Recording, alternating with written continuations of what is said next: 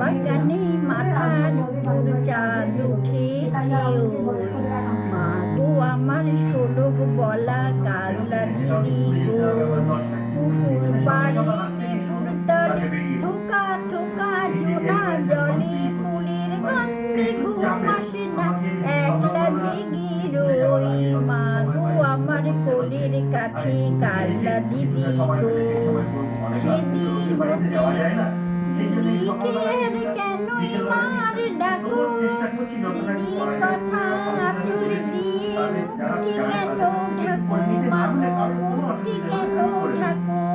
খাবার খেতে আসি যখন দিদি বলে ডাকি তখন ও ঘর থেকে কেনই মার দিদি আসে না কো, আমি ডাকি তুমি কেন চুপটি করে থাকো।